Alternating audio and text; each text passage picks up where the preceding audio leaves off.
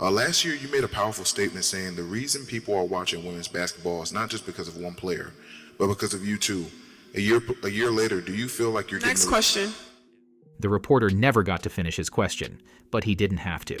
Angel Reese, in just 2 words, explained the current state of the WNBA and its relationship with Caitlin Clark. And that relationship has just taken a big turn. Let me explain. Caitlin Clark's impact on the WNBA has been undeniable. Millions of new fans, sold-out arenas, and record-breaking viewership. But what's also undeniable is the league's collective fumble of their golden opportunity. Instead of embracing the Caitlin Clark effect, many within the league pushed back. They questioned the hype, downplayed her impact, and worst of all, they mocked her fans. They treated the Caitlin Clark effect as a threat, not a gift. And to anyone watching from the outside, it made 0 sense. But the WNBA last year, bless their hearts, finally got a star. And they didn't know that. They couldn't figure it out. Well, we don't want to put too much Caitlin Clark on. Nope, every game. More Caitlin Clark all the time, always. Caitlin Clark is easily the most influential athlete in a team sport since Michael Jordan. The success, the mainstream breakthrough, the headlines, the hype, the packed arenas, it was everything the WNBA had dreamed of for decades. They finally had the moment, the player, the spotlight, the cultural breakthrough. They're on the cusp of real money, respectable salaries, and global attention. But the catch? It was Caitlin Clark leading the way. And for many WNBA players, this wasn't a celebration, it was a funeral. Because for some of them, Caitlin being the one wasn't just a plot twist. It was the death of a dream. The dream that they would be the ones to collectively elevate the league, and maybe the hardest pill to accept. The idea that after years of being told fans just don't care about the women's game, the fans did show up. They just showed up for Caitlin. There's levels to this thing, and that's just life. We all went through it. Yes, Diana, there are. Like with a death, we've seen players and media go through what seem like stages of grief. Denial, anger, the works. Just wait until you see how this all fits together. It's wild. Anyway, it's been sad, ugly, and just a bad look for the WNBA. But now, there's been a shift. A moment that would normally be nothing special ended up changing everything. And now, the WNBA is fully aware of what's coming next, and they're scrambling to get on the right side of history. Let's get into what happened. But first, like this video if you're ready to watch the WNBA cave to Caitlin. And don't forget to subscribe. Let's rewind for a second. Yeah, the reason why we watching women's basketball is not just because of one person. It's because of me too, and I want y'all to realize that. By this point last season, Caitlin Clark was already living rent-free in the minds of half the WNBA. She hadn't just arrived, she detonated, tripled viewership, sold out NBA arenas, jersey sales through the roof. Every Fever game became a must-see event, with fans lining up for hours and scalpers charging playoff prices for regular season tickets. Now, if we say her stats are today, what? 20 points, 8.4 assists, 6 rebounds. That's crazy. But 5 That's crazy. The jealousy started before Caitlin Clark ever laced up a pair of pro sneakers. The hype around her was nothing short of generational. She had just broken the NCAA all-time scoring record, men's and women's. She carried Iowa to back-to-back national championship games, sold out every arena she touched, dropped logo threes like they were layups. Then came the WNBA draft. No suspense, no surprises, just a coronation. She was the obvious #1 pick. But more than that, she was the moment. The camera flashes, the press coverage, the sponsors lining up. And that's where things got weird. Because the league had seen great players before. Asia Wilson, Kelsey Plum, Brianna Stewart, legitimate stars, MVPs, champions. But none of them entered with this kind of hype. And for some, that stung. Cue the first stage of grief, denial. It wasn't just skepticism, it was flat-out resistance. The old guard, players, media, even executives, immediately jumped in to downplay the moment. You could see the cracks before she ever hit the court. Caitlin's coming. There's more than just that are coming. What will the league have in store for them when they get there? Look, SVP, reality is coming. If Caitlin had just come in and flopped, even just been average, the old guard would have had their "I told you so" moment. The narrative would have written itself. College is college, but the WNBA is a different beast. You don't just waltz in and dominate the women who built this league. The hype would have cooled, the media attention would have shifted, and the old guard vindicated. But that's not what happened. Her first game brought in 2.1 million viewers, the most watched WNBA game in over 2 decades. Every time she played, the ratings soared. National broadcasts, sellout crowds, jerseys flying off the shelves. She wasn't just meeting the moment, she was owning it. And that's when we saw it. Stage 2, anger. Voting last season. Clark, hammer. 3 Sky players coming over. Here's Clark. Her 29 points gets tripped up. Is good. Kennedy Carter now with 12 points off the bench. Now that it was clear Caitlin's pull wasn't going to stop no matter how many eye rolls or media critiques came her way, the next step was damage control, not off the court, on it. The league, whether consciously or not, started pushing back between the lines. Players took liberties, hard screens, off-ball hits, unnecessary contact. And what did the refs do? Pocketed their whistles. It became a pattern. Let her get hit. Let her get frustrated. Let her second guess if she belonged. If the hype wouldn't die naturally, they'd try to snuff it out physically, and you could see it, game after game. It wore on her. She was exhausted, bruised, and mentally drained. But Caitlin rose above. She didn't cry, she didn't fold, she got stronger, literally, and came back after the Olympic break playing the best basketball of her life. We're talking MVP level stuff, leading the Fever to wins, breaking the assist record, making first team All-Star. All of it. And once she proved the hype was real, we entered stage 3, bargaining. This is the stage where people try to make sense of the new reality. They negotiate with themselves, with others, try to explain it all in a way that lets them hold on to what they lost: status, pride, control. Because let's be real, what many players lost was their ego.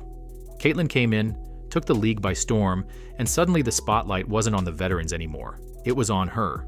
So what did they do? They changed the story. It's just the structure of the way media plays out race. So last night we read Time magazine where Caitlin Clark was named Athlete of the Year. Why couldn't they have put the whole WNBA on that cover? The one thing that I cannot deny is the amount of little girls that were showing up to follow her. Little girls with their parents and the fervor and the energy there. Why her? Same thing. Why her? Well, but she was a white girl from the middle of America. They knew better than to go after Caitlin directly, because that would backfire. So instead, they went after everything around her. They attacked the fans. They blamed the media. According to them, Caitlin wasn't the problem. Everyone else was. She was getting privileged treatment. Her fans were not real WNBA fans. The narrative? If you liked Caitlin Clark, it must be because of her skin color. Never mind that she was leading the league in assists as a rookie.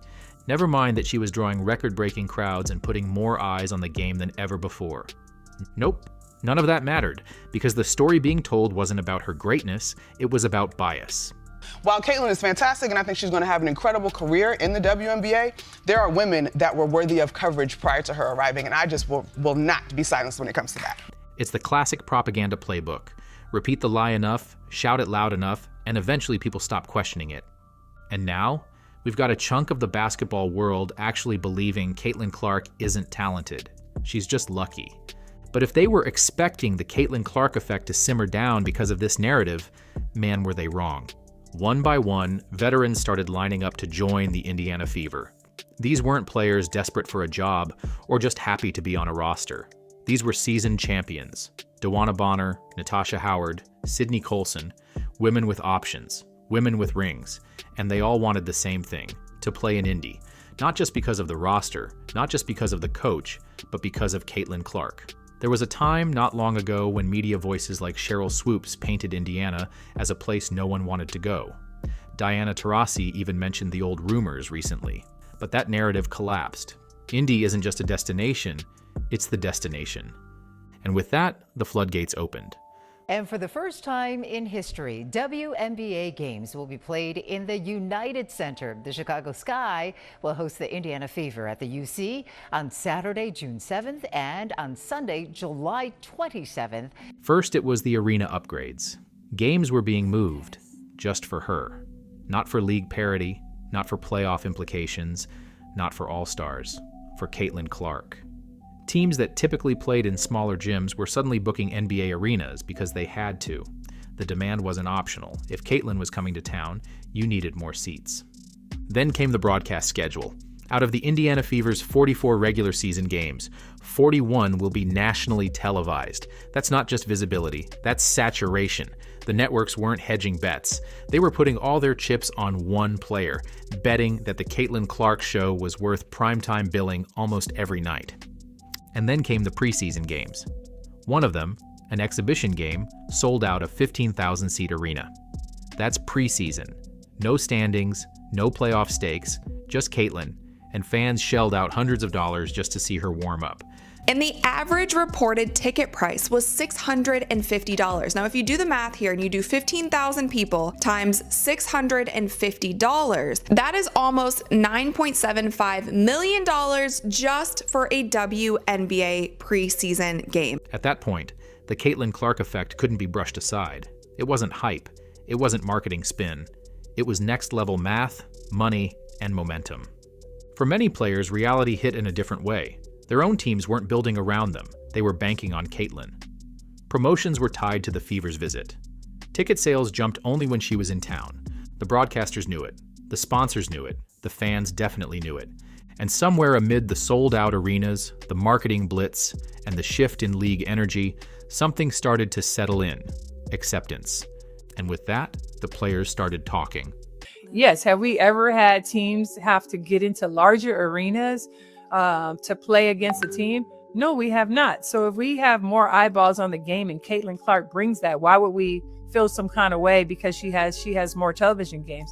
I think we have to understand that when one player eats, we all eat. And as we all get more opportunities, it just opens it up for everyone else. Caitlin Clark a problem, bro. Yeah, she that. I just think about my rookie year and I think about how I came into the league and I'm like, bro, it was such a crazy transition for me to just understand what it's like to play at the pro level.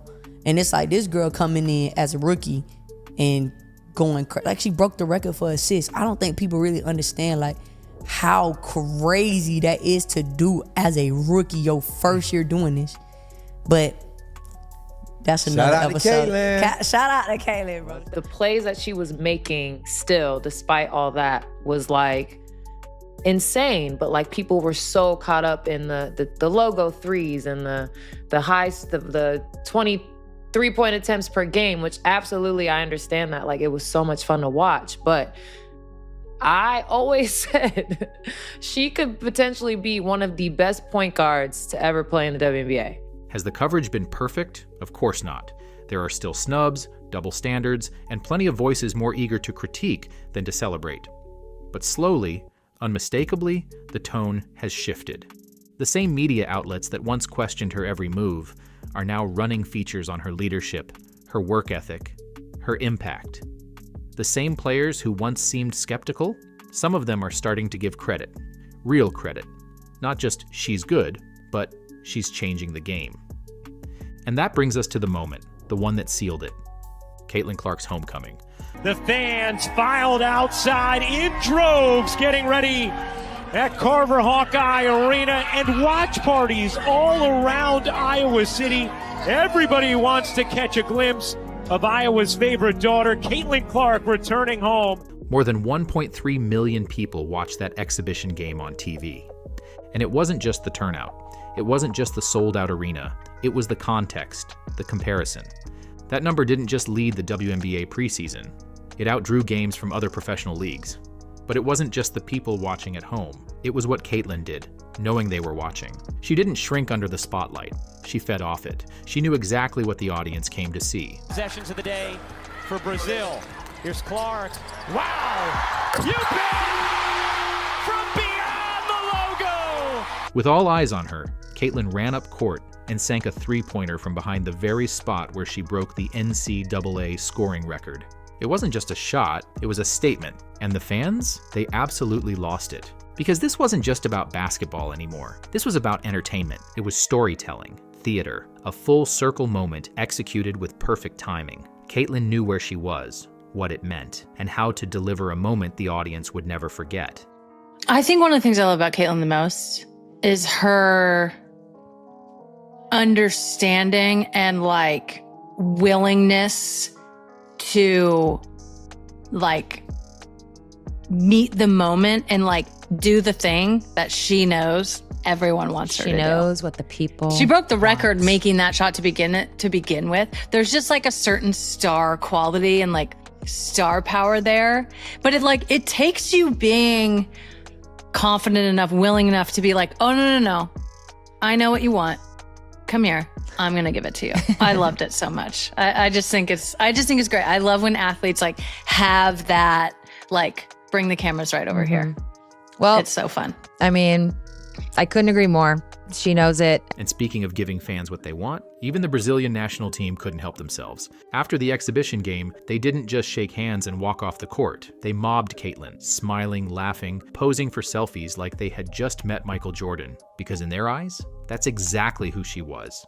Yeah, it is clear that she is having her freaking Michael Jordan moment right now. This was the moment. The sold-out crowd, the 1.3 million viewers, the opponents swarming her for autographs after the final buzzer. We live in a world of soundbites and snapshots, where perception is often louder than proof. And now, the visual matched the reality. Everyone already knew the numbers. Everyone saw the broadcast schedule, the arena upgrades, the merch sales, the media buzz. But this was different. This was the moment the illusion cracked. The illusion that this was about anyone else. 1.3 million people watched it on ESPN. 1.3 million people. Let me put that in perspective, just between us.